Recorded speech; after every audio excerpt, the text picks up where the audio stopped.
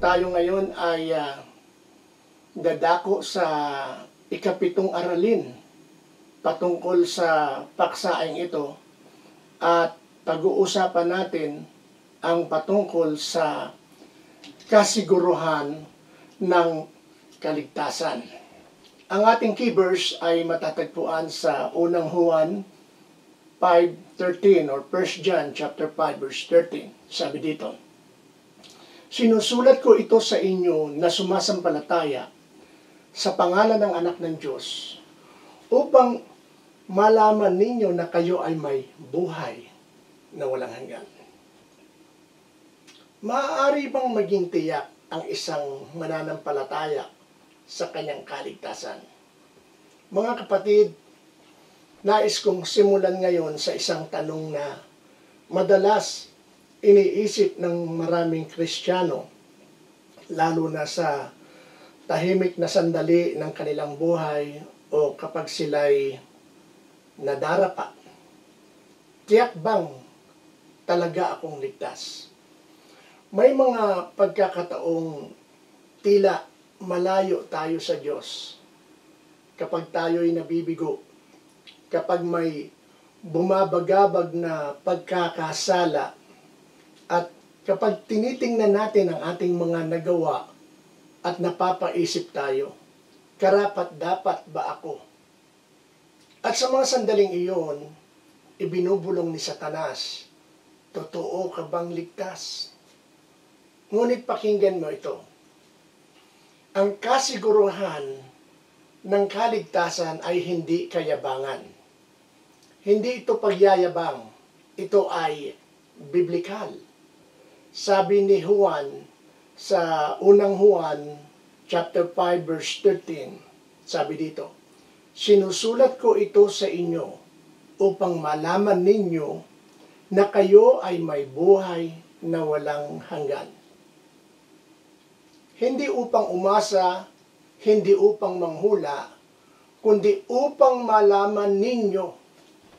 Ngayon tingnan ninyo ang tatlong mahalagang katotohanan tungkol sa kasiguruhan ng kaligtasan at kung paano tayo mabubuhay ng may pagtitiwala sa ginawa ng Diyos.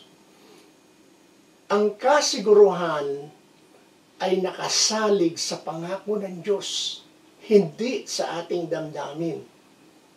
Una mga kapatid, ang kasiguruhan ay hindi batay sa emosyon. Ang damdamin ay pabago-bago, naaapektuhan ng panahon, balita, kalusugan, o kahit ang kinain natin sa agahan. Ngunit ang salita ng Diyos ay matatag at mapagkakatiwalaan.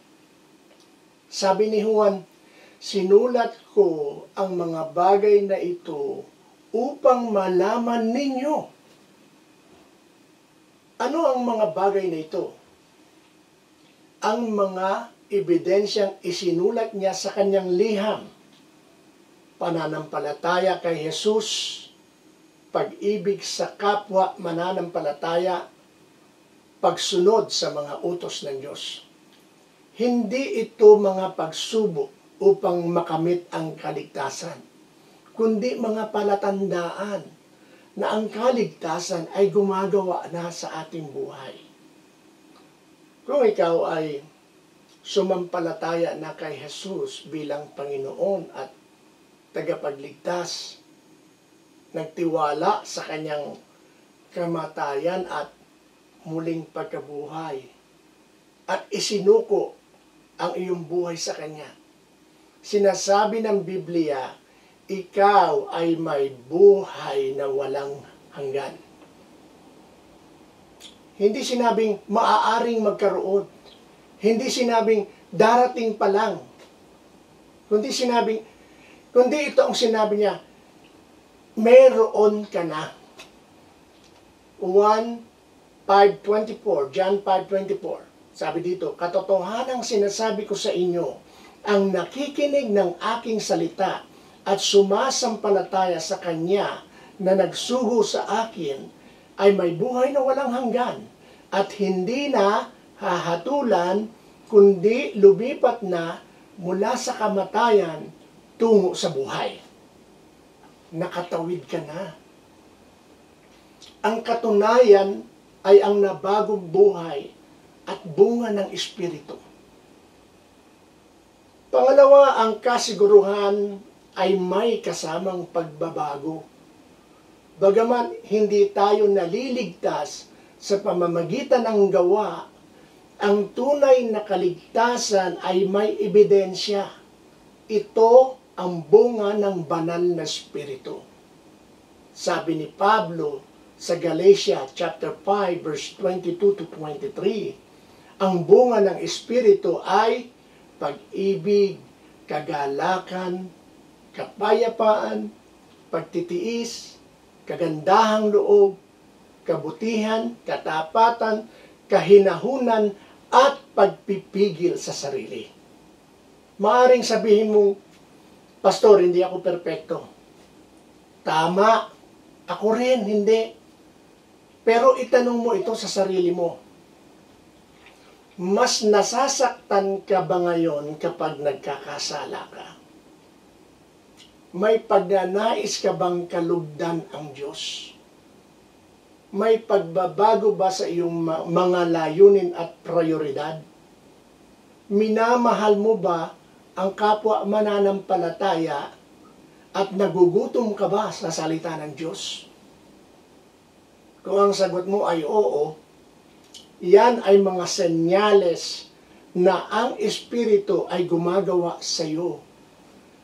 Ang bunga ng Espiritu ay hindi biglaan. Ito'y dahan-dahang tumutubo. Pero kung may buhay, tiyak na may paglago. Ang banal na Espiritu ang nagpapatunay na tayo ay pag-aari ng Diyos. Sa Roma chapter 8 verse 16, Romans chapter 8 verse 16, sinasabi dito, binabanggit ang panloob na pagpapatotoo ng Espiritu. Sabi dito, ang Espiritu mismo ang nagpapatotoo sa ating Espiritu na tayo ay mga anak ng Diyos. Ito ang panloob na katiyakan, isang tinig sa puso, isang banal na kaaliwan na nagsasabing, ikaw ay akin. Kahit sa iyong pagkadapa, ang Espiritu ay hindi nagtutulak sa iyo palayo, kundi naglalapit pabalik. Siya'y nagpaparusa hindi para sirain, kundi para ituwid at ibalik sa landas. Ang pag-uudyok na manalangin, sumamba, o manatili sa pananampalataya kahit sa kahinaan, yan ay pagpapatunay na ikaw ay sa Diyos nga. Halimbawa, mula sa Lumang Tipan, ang tiwala ni David sa awa ng Diyos.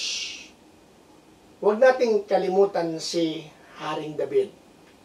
Nagkasala siya, nangalunya, pumatay, nagsinungaling. Ngunit sa aklat ng mga awit, chapter 23 verse 6, buong tapang niyang sinabi, tiyak na ang kabutihan at awa ay susunod sa akin at sa lahat ng araw ng aking buhay at ako'y tatahan sa bahay ng Panginoon magpakailanman. Hindi siya umasa lang. Tiyak ang kanyang sinabi. Hindi sa kanyang sarili siya nagtitiwala, kundi sa awa ng Diyos. Alam niya ang Panginoon ang kanyang pastor, kaya panatag ang kanyang kaluluwa. Bilang pangwakas, mamuhay tayo ng may pagtitiwala kay Kristo. Kaya mga minamahal, paano tayo mabubuhay ngayon? Huwag hayaang nakawin ng kaaway ang iyong kagalakan. Huwag kang mabuhay na parang may spiritual probation. Huwag mong sukatin ang iyong kaligtasan sa iyong gawa, kundi sa pangako ng Diyos. Tayo ay naligtas sa biyaya sa pamamagitan ng pananampalataya kay Hesukristo. Tayo ay tinatakan ng banal na Espiritu at tayo ay unti-unting binabago araw-araw. Kaya, mamuhay ng may tapang. Paglingkuran ng Diyos na may kagalakan at ibahagi ang Ebanghelyo ng may kasiguruhan.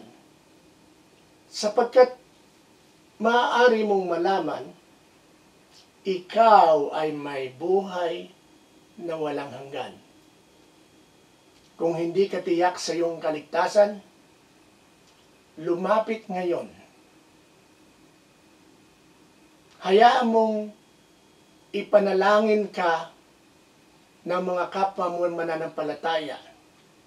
Kung ikaw ay may kasiguruhan, purihin ang Diyos at hilingin mong lalong lumalim ang iyong lakad sa Kanya. At kung may kakilala kang may pag-aalinlangan, palakasin mo sila gamit ang katotohanan. Salamat po.